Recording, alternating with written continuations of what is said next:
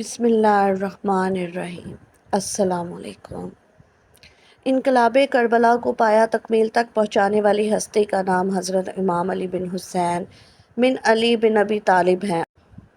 آپ کی ولادت مبارک 38 ہجری میں مدینہ منورہ میں ہوئی۔ آپ کے والد ماجد سیدنا امام حسین اپنے والد گرام شیر خدا حضرت علی مرتضیٰ سے بے پناہ محبت کے باعث اپنے تمام بیٹوں کا نام علی ہی رکھا۔ عبادت کی کثرت کی وجہ سے آپ کا لقب سجاد، زین العابدین، سید العابدین اور امین تھا۔ آپ کی والدہ مائدہ سیدہ شہر بانو سلام اللہ علیہا تھی، جو کہ فارس کی شہزادی تھی۔ 2 سال تک حضرت امام زین العابدین نے اپنے دادا شیر خدا حضرت علی کی گود میں پرورش پائی، پھر 10 سال تک اپنے تایا حضرت امام حسن زیر سایہ رہے اور پھر تقریباً 11 سال تک کربلا کے واقعے سے پہلے تک آپ نے اپنے بابا جان حضرت امام حسین فیض حاصل کیا۔ دوستو، ایک دفعہ خود سوچیں، جس کے استاد ایسے ہوں وہ شاگرد بھی تو انمول ہی ہوگا نا۔ آپ جب بھی وضو کرتے تو خوف کے مارے آپ کا چہرہ زرد ہو جاتا۔ جب کوئی اس کا سبب پوچھتا تو آپ کہتے، تمہیں پتہ ہے کہ میں کس کے سامنے کھڑا ہونے جا رہا ہوں؟ واقعہ کربلا تاریخ اسلام ہی نہیں بلکہ تاریخ عالم کا بھی نہایت دردناک سانحہ ہے۔ حضرت امام زین العابدین اول سے آخر تک اس روح فرسا واقعے میں اپنے والد کے ہمراہ رہے، لیکن چونکہ سیدنا حضرت امام حسین کی شہادت کے بعد منصب امامت حضرت امام زین العابدین کو ہی سنبھالنا تھی، لہٰذا اللہ کی مشیت سے آپ بیمار ہو گئے اور کربلا کے میدان میں جانے کے قابل نہ رہے۔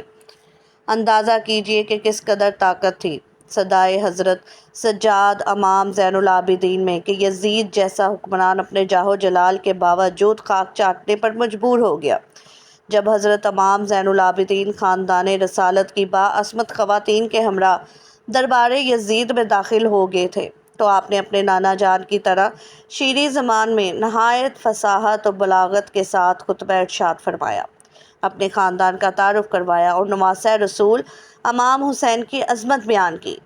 تو یزید کے درباری اور حضرت امام حسین کی شہادت سے ناآشنا افراد دہاڑے مار مار کر رونے لگے اور ان کی آوازیں بے ساختہ بلند ہونے لگی۔ یہ دیکھ کر یزید گھبرا اٹھا کہ کہیں کوئی فتنہ نہ کھڑا ہو جائے۔ اس نے اس کے رد عمل میں فوراً مؤذن کو حکم دیا کہ اذان شروع کر دو تاکہ امام زین العابدین کا خطبہ منقطع ہو جائے۔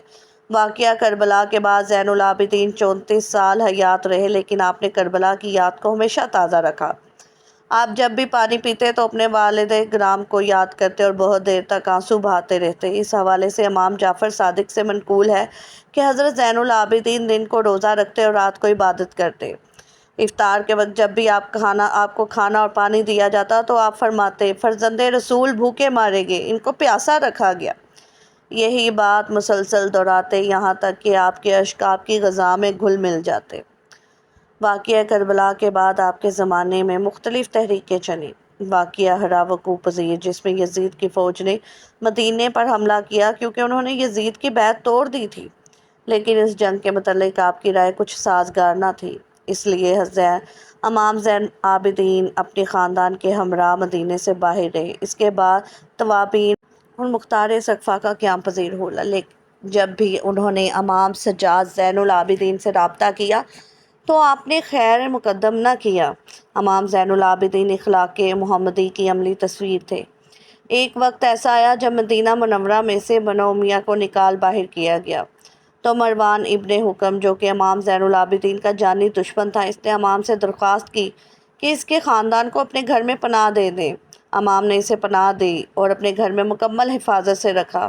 آپ نے شورش ختم ہونے تک اپنے بدترین دشمن کی مہمان نوازی فرمائی۔ آپ ایسے مہمان نواز تھے بیک وقت 100 گھروں کی خفیہ کفالت کر رہے تھے۔ یہ بات تب ظاہر ہوئی جب آپ نے اس دنیا سے فانی سے پردہ فرمایا اور ان لوگوں کے گھروں میں راشن آنا بند ہو گیا۔ اپنی زندگی میں امام زین العابدین 2 مرتبہ اپنا سارا مال راہ خدا میں خیرات کیا، اس حال میں کہ اس کے گھر میں کوئی چیز بھی باقی نہ رکھی۔ علامہ زہری لکھتے ہیں کہ امام زین العابدین ایک رات میں 1000 نوافل ادا کیا کرتے تھے۔ امام مالک کہتے ہیں کہ ایک دفعہ امام زین العابدین عبادت میں مشغول تھے کہ شیطان اژدہے کی شکل میں آیا اور آپ کے پائے مبارک کے انگوٹھے کو کاٹنے لگا، لیکن آپ ایسے مشغول عبادت تھے کہ آپ کا دھیان عبادت سے نہ ہٹ سکا۔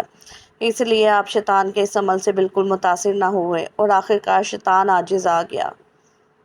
ایک دفعہ آپ حج پر گئے تو سب لوگ لبیک پکار رہے تھے، لیکن آپ نے لبیک نہ کہا۔ لوگوں نے پوچھنے پر آپ فرمانے لگے کہ مجھے ڈر لگتا ہے کہ میں لبیک کہوں، اگر مجھے لا لبیک کا جواب مل گیا تو میں کیا کروں گا؟ خیر، آپ نے لبیک پکارا اور آپ بے ہوش ہو کر اونٹنی سے گر گئے۔ حجاج بن یوسف کے وقت میں جب آپ دوبارہ اسیر ہوئے اور لوہے کی بھاری زنجیریں باندھ کر آپ کو قید کیا گیا اور پہرہ دار متعین کر دیے گئے۔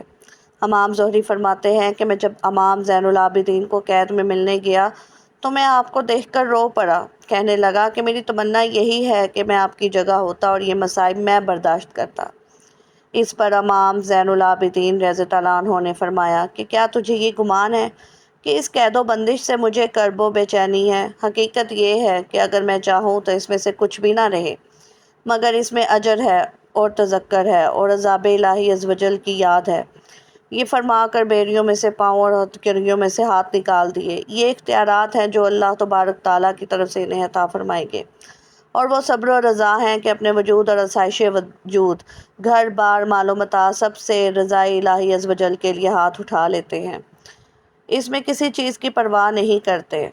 امام زین العابدین اگرچہ گوشہ نشینی کی زندگی بسر کر رہے تھے، لیکن آپ رضی اللہ عنہ کے روحانی اقتدار کی وجہ سے بادشاہ وقت نے آپ کو قید بند کرنے کے بعد زہر دینے کا پروگرام بنایا۔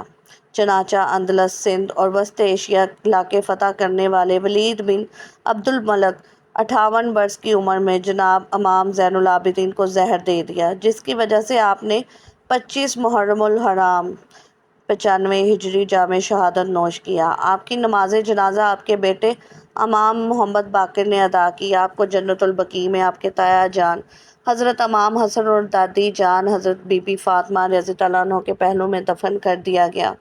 اللہ تعالیٰ ان کے ظاہری و باطنی برکات سے مسلمانوں کو فیض یاب فرمائے اور ان کی خلاص مندانہ قربانیوں کی برکت سے اسلام کو ہمیشہ مظفر و منصور رکھے۔ اللہ ان کامل ہستیوں کے صدقے امت رسول پر رحم فرمائے اور ہماری اجتماعی و انفرادی مشکلات آسان فرمائے۔